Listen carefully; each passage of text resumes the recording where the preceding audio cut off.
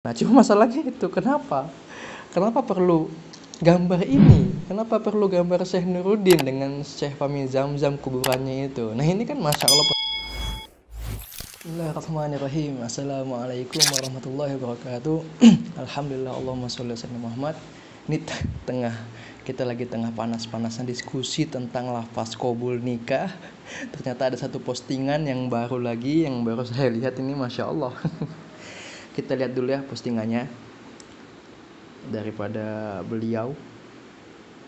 Beliau menukilkan Ustadz Azhar Idrus, hukum membuat binaan atas kuburan adalah bid'ah yang dilarang melainkan karena hajat. Nah, bid'ah di sini pun itu masih belum tahu bid'ahnya itu mungkin menjerumus kepada makruh ataupun haram. Karena bid'ah itu bukan hukum ya, ingat. Bid'ah itu bukan hukum itu 5. Wajib, sunnah, boleh, kemudian makruh dengan haram. Nah, bid'ah di sini apa? Nah, beliau tak sebutkan. Seperti apabila kubur itu tidak dikepung maka akan dipijak orang, atau jika tidak diletakkan simen di atasnya akan digali oleh hewan buas, maka diharuskan oleh setengah fuqaha dengan syarat tidak ditanam dan kecil serta ringan supaya mudah dialihkan ketika perlu. Syariat sama sekali tidak menyuruh menghiasi kuburan dan membazir kepada perkara yang tidak bermanfaat sedikit pun kepada mayat. Mengecat kubur seperti nisannya dengan pelbagai warna dengan tujuan perhiasan adalah dilarang, melainkan dengan tujuan supaya nampak bersih dan tidak dengan tujuan berhias. Adalah satu kebodohan yang amat nyata apabila ibu bapa masih hidup tidak dibaiki rumah mereka dan tidak dihias tempat mereka tinggal, tetapi setelah mereka mati berlumba-lumba membuat binaan kubur dan nisan yang mahal-mahal supaya kelihatan cantik. Wallahu alam, Ustadz Azhar Idrus. Nah, ini yang menarik masalahnya. Dia di postingan gambar keduanya itu gambarnya itu Masya Allah ya. Gambarnya itu di situ ada Syekh Nuruddin yang tengah ziarah ke makam kuburan Syekh Fahmi Zamzam. Di pertanyaannya, kenapa perlu ada gambar ini? Kenapa tidak gambar-gambar yang lainnya seperti gambar ini ataupun mungkin gambar ini dan ataupun mungkin gambar ini? Nah, itu. Kenapa? Padahal ketika ini kan Syekh Nuruddin tengah ziarah masalahnya ya. Bukan bermakna Syekh Nuruddin itu membolehkan binaan itu, paham? Nah, untuk masalah hiasan di sini itu kalau kita lihat dengan jelas itu adalah bunga-bunga. Nah, lihat sendiri itu bunga-bunga yang dihiasi, yang ditenun, kemudian diletak, dikemas, dicantikan. Dan ini sudah jelas dulu kita masalah ini kiasannya seperti ketika Rasulullah meletak pelepah pokok kurma itu kiasannya ke situ. Rasulullah letak pelepah kurma di atas kuburan. Nah, untuk masalah binaan mungkin dia juga mungkin menembak tentang binaan Syekh Fahmi Zamzam ya, kuburannya ini. Nah, ini pun Abi pun Syekh Nuruddin pun sudah mengulasnya bahkan di videonya sendiri.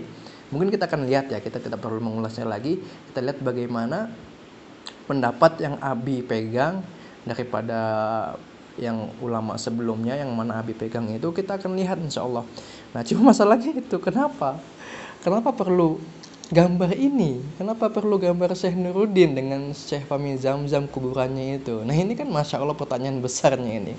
Kenapa tak gambar-gambar yang tadi saya perlihatkan itu kan? Nah, itu Allah alam bisawab. Insya Allah kita lihat dulu video daripada Syekh Nuruddin, bagaimana komen beliau tentang binaan di atas kuburan. Nanti insya Allah komen sendirilah bagaimana, dan coba kita buka guna hati pribadi dan buka wawasan dan buka hati, semoga kita dapat hidayah dan futuh. Wallahu alam. Wassalamualaikum warahmatullahi wabarakatuh. Hampir tidak ada perbedaan pendapat di kalangan ulama, hukumnya makruh tajsis dengan binaan atau juga dengan hukum membuat binaan pada kubur adalah makruh. Bagaimana hukumnya dengan kubur para aulia yang ada hiasan dan binaan? Jadi itu dibahas di dalam kitab-kitab fikih.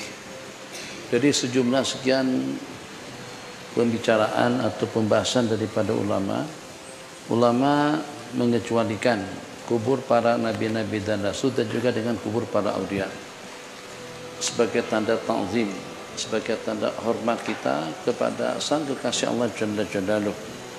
Jadi dengan binaan yang dibangun di atas kubur, biar tidak ada perbedaan pendapat di kalangan ulama, hukumnya makruh. Tajsis dengan binaan atau juga dengan jas semen. Tapi bagaimana dengan kubur orang-orang soleh atau juga dengan kubur para aulia? Ulama mengatakan itu terkecuali daripada hukum al-karahah. Yang pertama.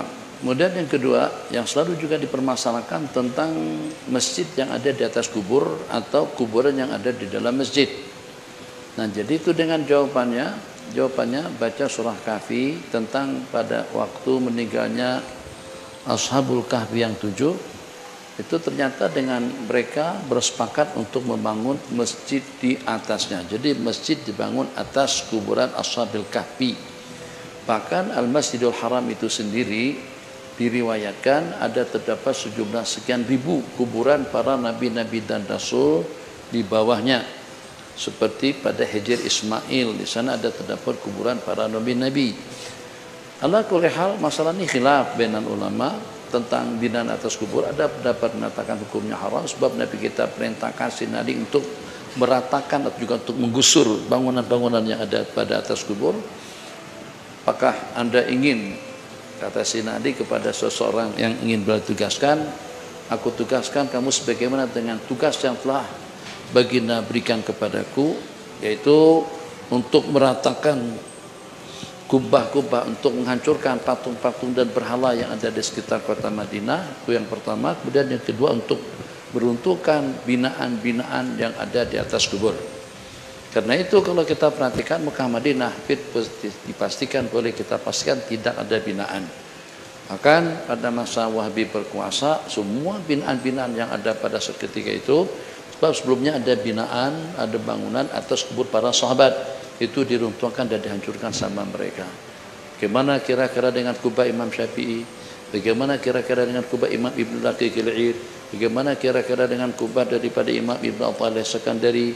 Bagaimana kira-kira kubah Imam Suyuti? Hampir tidak ada yang terkecuali sejumlah sekian ulama, ribuan ulama yang berkubur di Mesir, ulama-ulama kibar. Apakah dengan Sayyidi Abdullah Asy'arani? Apakah kira-kira dengan Sayyidi Al-Imam Ibn Hajar Al-Asqalani? Apakah dengan Imam Ibnu Abi Jamrah hatta al-mutaakhirina minhum, seperti dengan kubur Sidi Ja'far, dengan Sidi Ja'far Al-Ja'fari itu di Darasah pun juga kubahnya besar sekali. Itulah tadi sebagaimana Nabi katakan, ulama mengatakan itu terkecuali daripada larangan. Kenapa? Sebab kalau dengan kubur para orang-orang soleh sama dengan kubur kita, sama rata, tidak ada perbedaan. Jadi mungkin dari sudut ta'zim, penghormatan kita kepada ashabil qabr atau kepada para wali-wali yang berkubur, itu tidak berbeda dengan orang ramai atau dengan kebanyakan daripada muslimin dan muslimat. Jadi supaya dengan kita pada saat dengan kita berziarah ke makom para aulia, memang ketara berbeda dengan kita pada waktu kita berziarah kepada kubur orang-orang biasa. Maka ulama mengatakan adanya bangunan tersebut itu sebagai tanda ta'zim. Jadi kita tidak menyembah binaan, tidak menyembah kubur, tapi binaan yang ada di situ tidak lebih daripada sebagai tanda ta'zim, sebagai tanda hormat kita kepada orang yang dikuburkan. Masalah khilaf bainal ulama, jadi rasa-rasa akan membuang waktu dan juga memproses tenaga kita saja kalau pada waktu itu kita perdebatkan, sebab masing-masing daripada ulama berargumentasi tentang boleh dan tidaknya. Pendapat yang mengatakan boleh-boleh saja dengan dalil-dalil mereka, pendapat yang mengatakan itu tidak boleh, dalilnya adalah perintah baginda Nabi untuk kita menggusur semua binaan yang ada di atas kubur. Khair, bismillahirrahmanirrahim.